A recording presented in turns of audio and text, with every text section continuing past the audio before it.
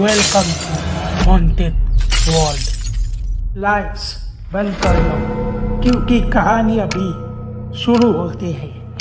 कभी कभी कुछ लोग मरने के बाद भी वहाँ वापस आता है अपने होने का एहसास कराने।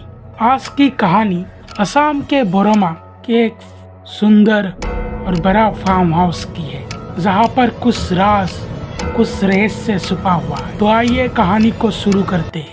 कहानी के बारे में मुझे पता चला मेरी किसी के ज्योतिष के वजह से, जिसने हाल ही में इस फार्म हाउस को 8 लाख में खरीदा। जब वो और उसकी फैमिली उस फार्म हाउस पर शिफ्ट हुए, तब दिन में तो सब कुछ ठीक था, लेकिन रात में उस फार्म हाउस ने अपना रूप दिखाना शुरू किया। रात को अजीब अजीब आवाजें आना, किचन में बर्तन गिरने की आवाज। जब फैमिली किचन में पहुंची, सब कुछ नॉर्मल था। ना जमीन पे कोई बर्तन पड़े थे और ना ही अब कोई आवाज आ रहा। रात को अजीब व डरावने सपने आना, घर के आसपास जंगली जानवरों के भयानक आवाजें, रोने की आवाजें गूंजना। सुबह फैमिली ने आसपास के लोगों से बात किया। आसपास के लोगों से पता चला कि इस फार्म हाउस में आज तक जो भी फैमिली आई है, ज्यादा दिन तक इस फार्म हाउस पर टिक नहीं पाता। इस फार्म हाउस से अजीब अजीब आवाजें आती है, किसी औरत के चिल्लाने की, और रात को कभी कभी औरत की परछाई भी दिखती है, जो सबसे भयानक होता है। ज्योतिष के फैमिली ने इन सबको इग्नोर किया। उसके बाद एक दिन नहीं, हर रोज एक ही हादसा होने लगा। और कभी कभी तो उस फार्म हाउस के स्विमिंग पूल के पास किसी की परछाई देखने, ये सब रोज का होने लगा। तब ज्योतिष और उसकी फैमिली ने घर को छोड़ दिया। तब ज्योतिष ने मुझे ये कहानी बताया और तब मैंने इस कहानी को असलियत जानने की कोशिश की। मैंने ज्योतिष से ब्रोकर का नंबर लिया और असली शौक मुझे तब लगा जब मुझे पता चला इस फार्म हाउस के ओनर का मौत 6 महीने पहले ही हो गया था। दीपक शर्मा और उसकी वाइफ दोनों उस घर में ही मौत हो गया था।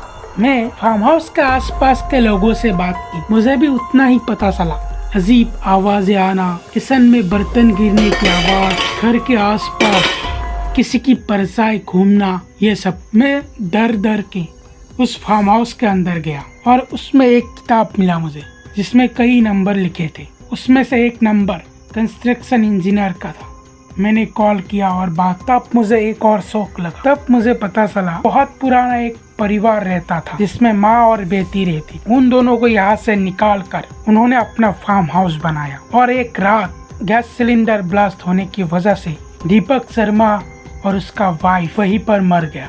लेकिन ये कहानी अब भी एक राज को छुपा कर रख रही है कि क्या सच में दीपक शर्मा और इसकी वाइफ की मौत एक एक्सीडेंट थी या फिर किसी और आत्मा का असर। हो सकता है कि जिस परिवार को इन दोनों ने निकाला था, वो मरने के बाद इसी घर में भटकते रहे और उन्होंने ही इन दोनों को मारा। लेकिन हो सकता है कि ये एक एक्सीडेंट ही हो। इस राज का पता अब तक नहीं लगा सके। एक और बात, वो पैसा या किसकी हो सकती, ये भी एक राज। अगर आप लोग चाहते हो कि इस राज का मैं पता लगाऊं और एक दिन इस फार्म हाउस पर बिताऊं और देखूं कि आखिर क्या होता है मेरे साथ, तो प्लीज जल्द से जल्द मेरे टारगेट, क्योंकि आप लोगों के सपोर्ट के बिना मैं कुछ नहीं कर पाऊँ। तो मिलते हैं एक और राज, एक और नेगेटिव एनर्जी के साथ।